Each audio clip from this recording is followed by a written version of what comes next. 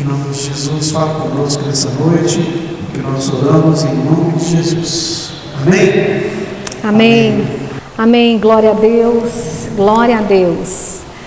Irmãos, vamos abrir em Mateus 15. Mateus 15, a partir do verso 22. Amém. Vamos colocar novamente em pé para a leitura da palavra. Mateus 15, a partir do verso 22. E eis que uma mulher cananeia, que viera daquelas regiões, clamava: Senhor, filho de Davi, tem compaixão de mim. Minha filha está horrivelmente endemoniada. Ele, porém, não lhe respondeu palavra. E os seus discípulos, aproximando-se, rogaram-lhe: despede-a, pois vem clamando atrás de nós. Mas Jesus respondeu: não fui enviado senão as ovelhas perdidas da casa de Israel. Ela, porém, veio e o adorou, dizendo: Senhor, socorre-me.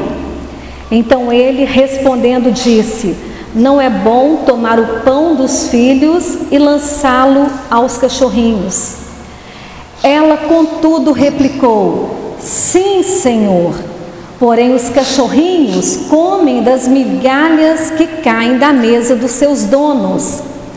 Então lhe disse Jesus: ó mulher, grande é a tua fé, faça-se contigo como queres. E desde aquele momento a sua filha ficou sã.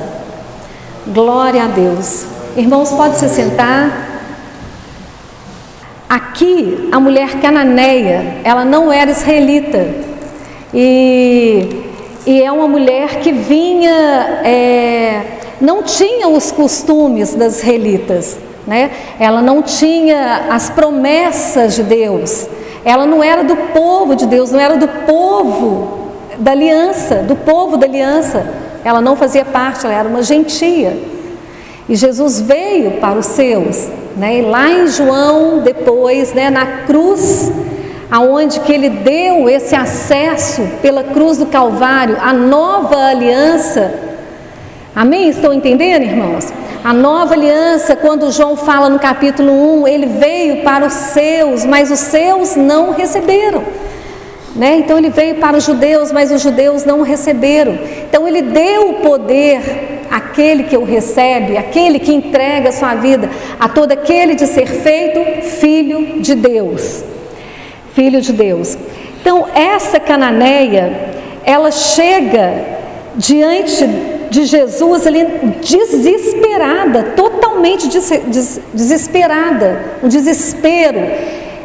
Talvez essa mulher já teria procurado outras soluções, outras alternativas, e a sua filha, e ela é clara: minha filha está terrivelmente, horrivelmente endemoniada. Então ela chega diante de Jesus, clamando a Ele. Pois né? E ela estava desesperada. Ela foi atrás de Jesus e falou: Jesus, tem compaixão de mim. Irmãos, o que atinge o seu filho ou sua filha, atinge você, não é?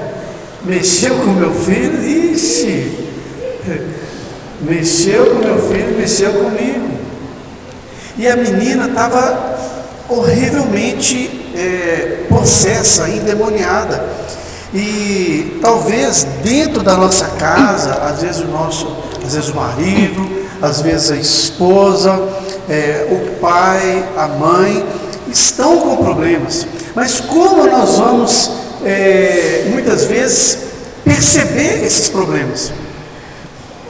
Gente, uma vez, estou lembrando aqui um fato muito engraçado, eu já até contei isso aqui uma vez. Meu filho mais novo, o Daniel, hoje está com 30 e poucos anos, 30 e pouquinhos. E ele tinha uns 7 para 8 anos. A gente morava lá em Belo Horizonte. E ele falou assim: papai, maconha não é proibido? Eu assustei. Gente, nunca falei com esse menino de nada disso. O que ele está falando disso? Aí eu fui, puxei ele e falei assim, o que é, Daniel?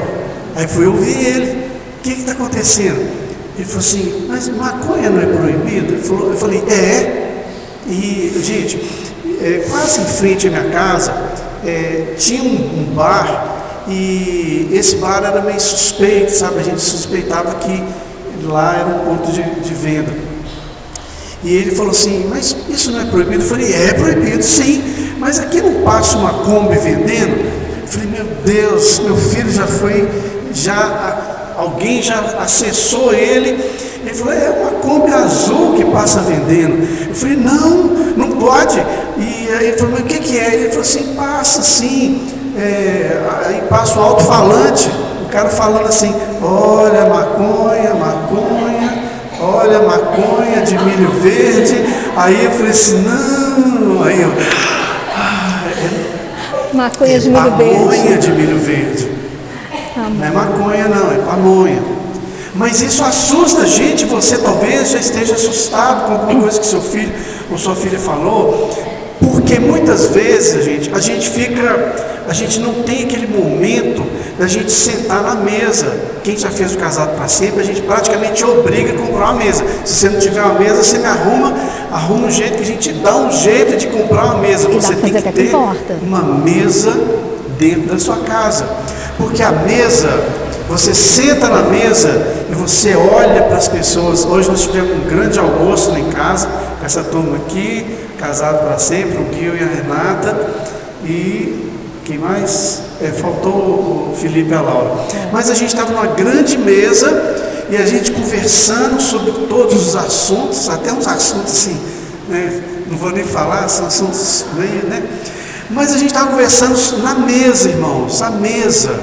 Então na mesa, viu, Tainara, se você não tem uma mesa, compre uma mesa. Deixa eu dar uma dica. Porque quando você está na mesa, seu filho está na sua frente, se ele estiver fazendo alguma coisa errada, você vai perceber na hora, pelo olhar dele, né? Uma vez, há muitos anos atrás, gente, olha uma dica, dá para fazer. Alguém já viu uma mesa feita com porta? É muito legal, né? Você põe um pé, coloca a porta, e eu já vi isso em casa, assim, casa Eduardo, né? Já vi em casa, gente, cá entre nós, já vi isso em mansão. O cara pegou uma porta, fez uma mesa de escritório dele, a coisa mais linda.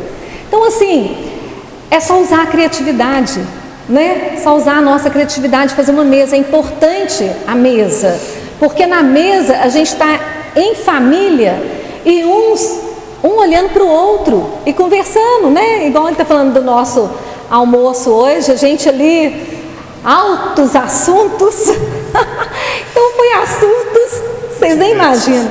Então é importante demais, gente, a mesa. Você está ali com seus filhos, os meninos, nossos filhos, no início da adolescência deles, foi um tempo gostoso que marcou a nossa vida. Nós compramos um quebra-cabeça de 5.000 peças, pequenininho, os quebra-cabeça, e a gente ficava assim, nós 4 na mesa, e montando aquele quebra-cabeça. E ali os meninos contavam coisas de escola, coisas que eles passavam ou que estavam passando. A gente contava coisas da nossa infância. Então assim, a gente se abre, entendeu? A gente tem aquele momento de intimidade em família. Então eu assusto que muitas casas não tem mesa, e a mesa é importante.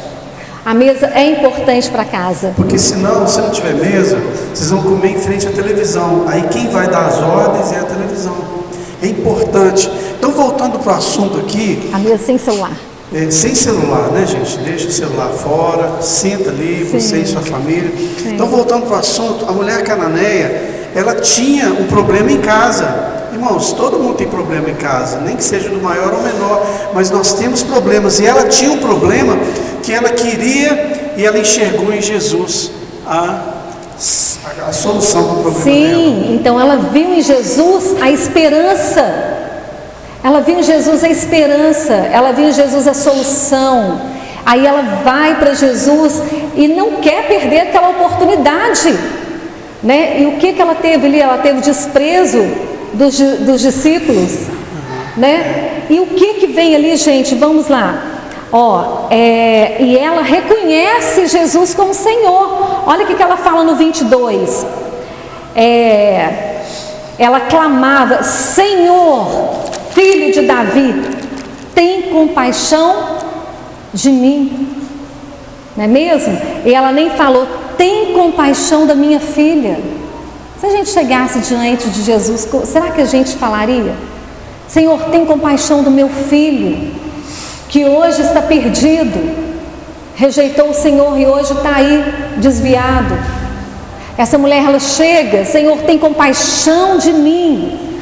É isso que você falou. Muitas vezes nós preferimos que a dor do nosso filho passe para a gente, né? A gente fala pais, mas eu acho que mais mãe é assim, não é mesmo? A mãe tem isso, gente, é esse amor, né? Porque a psicanálise fala que o pai, ele é mais lei e a mulher é mais amor. Então tem que ter os dois papéis ali dentro de casa. Então assim, a gente sofre quando a gente vê um filho nosso sofrendo, né? E aquele silêncio de Jesus, aí ela clama e os discípulos: ela está clamando demais, despede ela, manda ela embora, Jesus. E Jesus ficou em silêncio. Jesus fica em silêncio nesse momento. Então, irmãos, a primeira coisa que ela clama a Jesus, ela faz um clamor e Jesus fica em silêncio. E muitas vezes, irmãos, quando a gente recebe um diagnóstico, não respondeu nenhuma palavra. E Jesus ele ficou calado, ele não respondeu o que ela perguntou. E às vezes, quando a gente é muito impulsionado pelas nossas situações, às vezes perde o emprego, às vezes um acidente, às vezes um diagnóstico de uma doença, aí a gente vai para clamar. E ela aqui, ela estava clamando. Ela falou assim: Jesus, filho de Davi, né, tem misericórdia de mim. Sim, e nesse versículo 23, aqui ele, porém, não lhe respondeu palavra. Jesus não falou nada, Jesus ficou em silêncio. Agora, quantas vezes a gente está clamando em oração e a gente ora e muitas vezes a gente não vê resposta nas orações, né? E o Senhor, a gente está assim, parece que a minha oração, o céu é de bronze, né? Muitas vezes a gente ouve e fala isso. Parece que minhas orações não estão chegando, mas o Senhor ouve. E o silêncio de Deus muitas vezes é importante.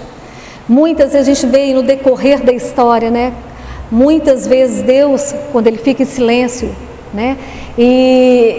Muitas respostas, ou é sim, é não, ou é espera. Muitas vezes é espera.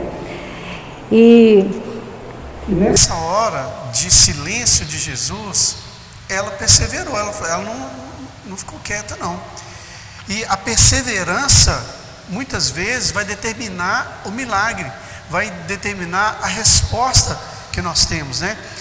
Então, se você quer a transformação da sua família, você quer a conversão da sua família, você quer que seus filhos saiam do domínio das drogas, da ociosidade, né? E se você quer que os seus filhos eles sejam firmes com o Senhor Jesus, persevere na oração. Se você quer a salvação do seu marido, sua esposa, seu filho, não desista. Nós vamos ler o texto aqui novamente. Olha só, primeiro ela vem: Senhor, filho de Davi, tem compaixão de mim, né? Sinta a minha dor, eu estou sofrendo, eu estou clamando, eu preciso da sua ajuda. E depois disso Jesus fica em silêncio. E os discípulos desprezando aquela mulher, porque os discípulos eles não tinham entendimento nesse momento ali. Mas ela não desiste, não. Aqui a gente vê uma mulher perseverante, uma mulher de fé, né, que não desiste, que ela continua na batalha. Muitas vezes a gente desiste, igual você falou. Muitas vezes a gente desiste. O Senhor não quer me responder, então nem vou orar mais por isso, né? Aí quantas vezes, já desisti de fulano porque não acontece nada. Não, gente, nós precisamos, a gente aprende muito. Quantas parábolas de perseverar, né? Quantas vezes Jesus nos ensina para a gente ser perseverante, para não desanimar, não é mesmo? E depois do silêncio de Jesus, ela ainda continua. Aí depois Jesus vem e fala, responde para ela. A gente fala assim, não, mas que resposta dura, né? Jesus vira para ela e fala assim, mas eu não vim para os gentios. Em outras palavras, eu vim somente para os judeus. Não fui enviado senão as ovelhas perdidas da casa de Israel. Mas Jesus conhecia o coração daquela mulher. E olha só, depois que Jesus falou isso com ela, vocês acham que ela desistiu? Ela parou? Não, olha o verso 25. Ela, porém, veio e o adorou. Depois daquela resposta dura de Jesus ali, ela veio de novo e adora ao Senhor. E diz, Senhor, socorre-me. Imagina o clamor daquela mulher, imagina o desespero daquela mulher. Senhor, me socorre, socorre minha casa, socorre meus filhos. E Jesus já tinha dado a palavra dura. E o que acontece? Aí depois que ela ainda clama por socorro, Jesus vai e fala, não é bom tomar o pão dos filhos e lançá-lo aos cachorrinhos. Jesus ainda estava provando aquela mulher ali, não é mesmo? E ela ainda continua, depois disso, olha o que ela fala. Aí ela veio e replicou, né? Aí eu lembro lá dos debates, né? Agora a réplica de fulano. Aí ela replicou, sim, Senhor, porém os cachorrinhos comem das migalhas que caem das mesas dos seus donos. Olha, foi duro, mas ela foi humilde. Ela foi humilde, gente. Então aqui a gente aprende uma mulher perseverante, uma mulher de fé, uma mulher que não parava de lutava pela sua família, não era uma coisa ou outra. Quantas coisas que acontecem que a gente desanima, a gente acha não tem mais jeito, não tem mais solução, a gente desanima. E essa mulher, ela vai lá firme e fala, aí Jesus fala, não é bom você tomar o pão dos filhos e lançar para os cachorrinhos. Ela falou assim, mas tem as migalhas que caem do chão. Ela clama ali, ela se humilha diante de Deus. E o que o Senhor fala? Ó mulher, grande é a tua fé, faça contigo como queres. Aí a filha, naquele momento, a filha dela foi liberta. Naquele momento, a filha dela foi liberta. Então, na perseverança, né, na humildade, na fé, veio o milagre dela, veio a bênção dela. E Jesus, ele ficou impressionado porque ela era uma mulher, ela não era judia, porque os judeus, eles conhecem a Bíblia, conhecem o Velho Testamento, conhecem as leis. Ela não conhecia essas coisas. Não. Ela só ouvia falar. E a mulher, ela não conseguia, naquela época, muito entendimento, muito conhecimento. Então ela estava ali desesperada, olhando Jesus como a última salvação dela. E ela lutou contra várias coisas. Ela lutou primeiro contra o desprezo dos discípulos. E ela enfrentou o desprezo dos discípulos. Depois ela enfrentou o silêncio de Jesus, que Jesus dá uma pausa, ele não fala nada. E depois as duas respostas de Jesus, que eram respostas duras. Sim, né? sim. Posso tirar o pão da mesa dos meus filhos e dar aos cachorrinhos? Porque Jesus veio para os judeus. Jesus veio, naquela época, a intenção de Jesus não era pregar para os gentios, para os povos não judeus. Ele veio para resgatar as ovelhas perdidas da casa de Israel. Então, essa mulher, ela não era judia, mas ela entrou no caminho de Jesus. E Jesus, ele dá aquele silêncio. Muitas vezes, irmãos, você pede e você não ouve a voz de Deus. Muitas vezes você clama, mas Deus está em silêncio. Quantas e quantas vezes Parece que você está orando e não está acontecendo nada. Muitas vezes Deus dá uma pausa, porque Ele tem algo melhor para você. Muitas vezes, a gente vê vários exemplos bíblicos, com Abraão, com Lázaro. Lázaro estava morrendo, Jesus sabia disso, mas Jesus queria que o nome de Deus fosse glorificado mais ainda. Ele falou: vou esperar um pouquinho, ele vai morrer, eu vou lá ressuscitá-lo.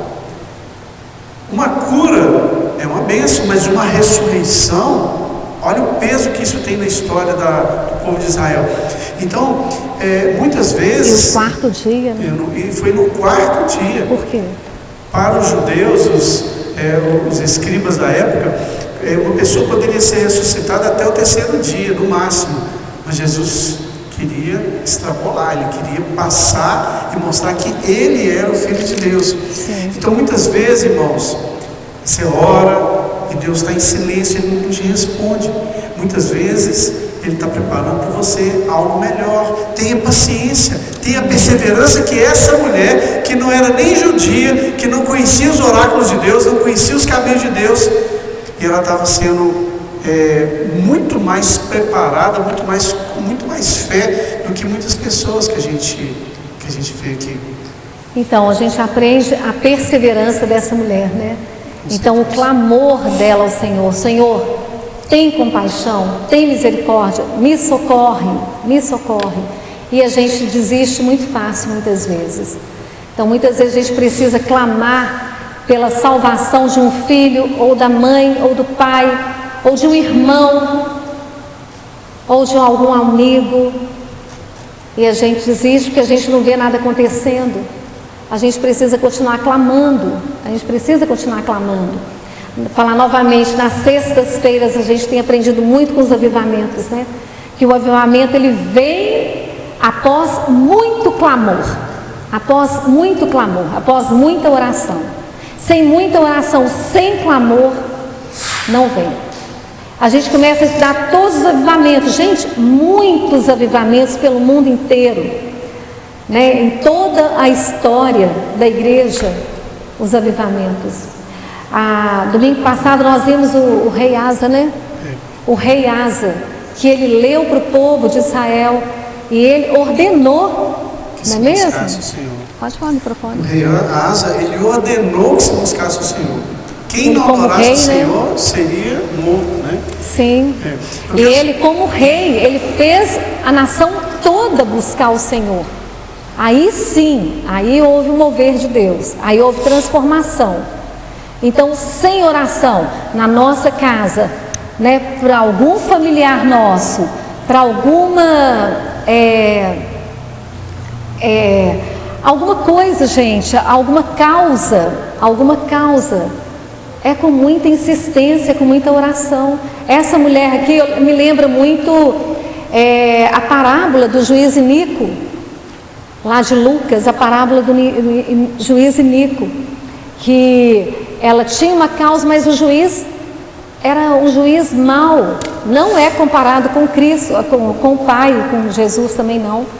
Mas aquele juiz, mesmo, a Bíblia fala, mesmo ele sendo mau, na insistência daquela mulher, na perseverança dela, ele julgou a causa dela.